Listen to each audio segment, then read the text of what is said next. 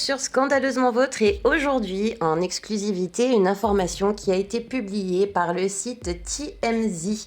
C'est un site qui publie, pour ceux qui ne le connaissent pas, des actualités People, un site américain. Le titre de cet article était « Didi, les freak-off étaient consensuels, Cassie a gardé les bandes ». Didi dit que les vidéos bizarres que le gouvernement essaye d'utiliser contre lui prouvent en réalité son innocence. Il dit que les bandes montrent des relations sexuelles consensuelles avec Cassie et il prétend même qu'elle semblait s'amuser.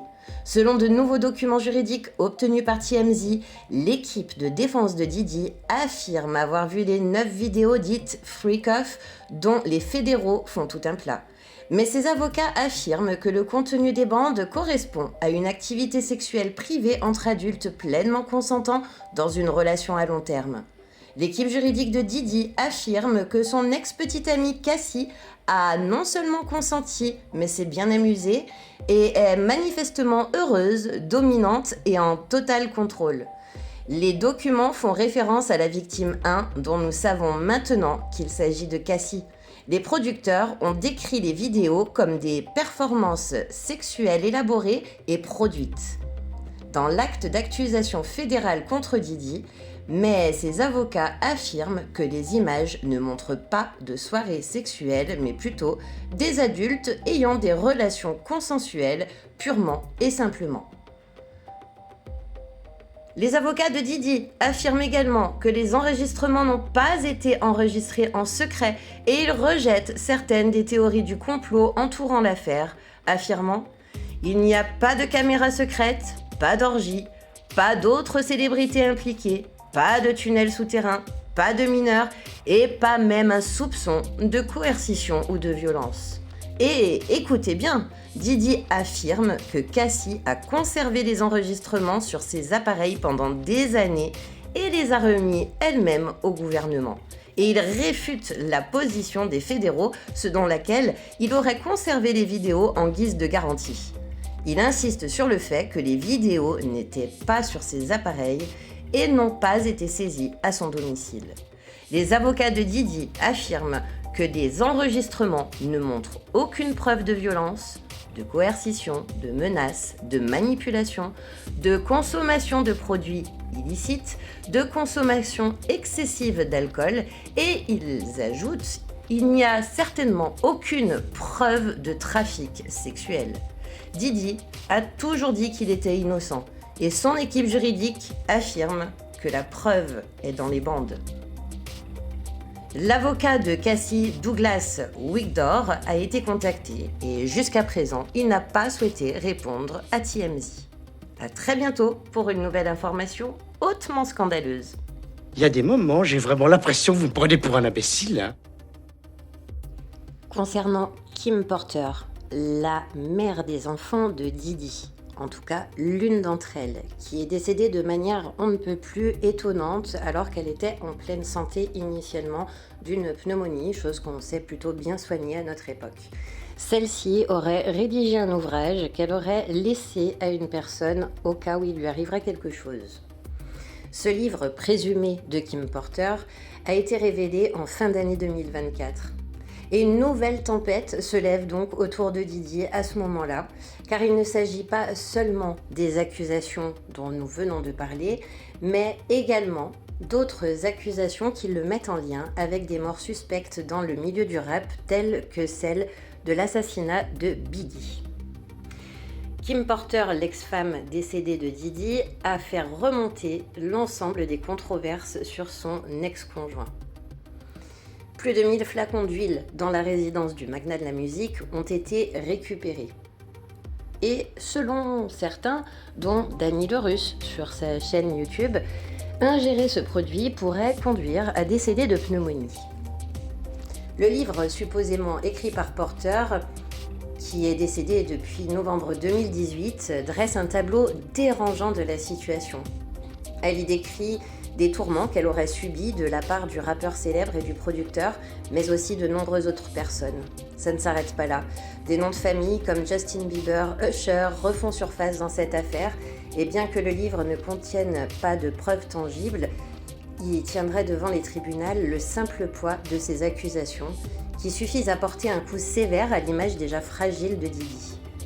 Les mots perdus de Kim, tel est le titre du livre qui attise les rumeurs persistantes, notamment concernant les relations troublantes de Didi avec Bieber, Usher et autres. Candace Owens, à qui j'ai dédié mon premier épisode, personnalité publique connue pour susciter des controverses, affirme avoir lu le livre dans son intégralité. Elle est catégorique. Justin et Usher figurent parmi les présumées victimes de Didi, ayant été soumis à des abus perturbants durant leur jeunesse. Les accusations ne s'arrêtent pas aux vivants. Les mémoires de Porter évoquent une théorie glaçante. Sa mort prématurée pourrait ne pas être naturelle. Le livre suggère que Didi aurait lui-même joué un rôle dans sa disparition, survenue quelques jours seulement avant la sortie du livre. La coïncidence troublante de son décès, associée à la brève arrestation de Didi, a ajouté de l'huile sur le feu, sans mauvais jeu de mots. Malgré ce déluge d'accusations, Didi reste ferme, proclamant haut et fort son innocence. Ce livre apportera-t-il la rédemption tant attendue pour certains, ou ne fera-t-il qu'ajouter une couche supplémentaire au labyrinthe des scandales qui l'entourent ? Les réactions ont été plus ou moins mitigées, et en France, le livre a été disponible dans une version censurée. Il est néanmoins le best-seller d'Amazon en fin d'année 2024.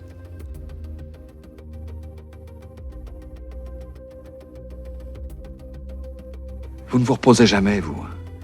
Avec Gillo, là aussi, le chanteur, rappeur, producteur a connu son lot de déboires puisque dès la fin de 1999, le couple se trouve au cœur d'un fait divers de stupéfiants. En décembre, Gillo et Didi se rendent au club New York aux côtés d'Anthony Wolf's John, le garde du corps du chanteur, et du rappeur Jamal Shine Barrow. Tous les quatre se trouvent alors mêlés à un conflit survenu en pleine boîte de nuit. Ce soir-là, des coups de feu retentissent dans l'établissement. Selon Forbes, Didi, Gillo et Anthony auraient par la suite pris la fuite, poursuivis par la police, avant d'être interpellés par les autorités qui ont trouvé un revolver volé dans le véhicule.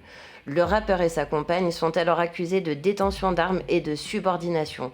Mais les charges contre la chanteuse sont rapidement abandonnées. Didi sera lui acquitté en 2001. Le couple finit par rompre en février 2001 sur fond de rumeurs d'infidélité. On apprend aussi que Jennifer Lopez pourrait se retrouver malgré elle au cœur d'un scandale encore une fois lié à Didi, puisque le 11 décembre, le Daily Mail avait révélé des images sur lesquelles on voit la chanteuse se disputer avec son ancien compagnon lors d'une soirée et la même nuit où lui et Jay-Z sont accusés d'avoir agressé une adolescente de 13 ans. Des allégations que nie en bloc l'époux de Beyoncé, et les faits auraient été pourtant avérés selon la victime lors d'une soirée organisée à la suite des MTV Video Music Awards en 2000. Une autre célébrité est restée là à regarder Combs et Carter agresser la personne mineure à tour de rôle. De nombreuses personnes étaient présentes à la soirée, mais n'ont rien fait pour arrêter l'agression, précisait alors la plainte déposée le 8 décembre. L'identité de la dite personnalité n'a pas été dévoilée, mais pour certains, il s'agirait d'une femme que la victime a immédiatement reconnue et pourrait-on soupçonner à l'époque qu'il s'agisse de Gillo, qui était en couple avec le célèbre producteur. On y voit la jeune femme vêtue d'une mini-robe à imprimé géométrique, très contrariée à l'égard de son compagnon Didi et semblant élever la voix contre lui. Juste à côté d'eux, on devine la sœur de la chanteuse, Linda, qui semble quant à elle profiter de la musique. Pour rappel, Gillo a partagé la vie de Didi de 1999 à 2001 seulement. Pourquoi le nom de Didi ressort-il dans la mort précoce de l'actrice Brittany Murphy, qui est décédée en 2009, je vous le rappelle, alors qu'elle n'avait que 32 ans, d'une pneumonie? Eh bien, tout simplement car l'ex-compagne de Didi, Kim Porter, est elle aussi décédée d'une pneumonie. Et Brittany Murphy fréquentait pendant un temps Ashton Kutcher, qui est un excellent ami de Didi.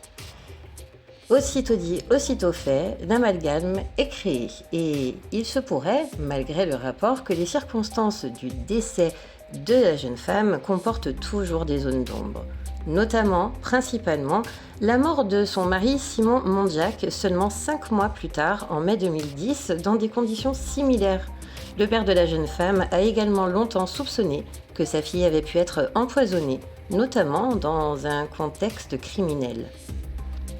Brittany avait donc été en couple avec Ashton Kutcher, puis s'est mariée à Simon Monjack, et tous deux fréquentaient le rappeur. Deuxièmement, l'ex-femme de Diddy est décédée dans les mêmes circonstances que Brittany.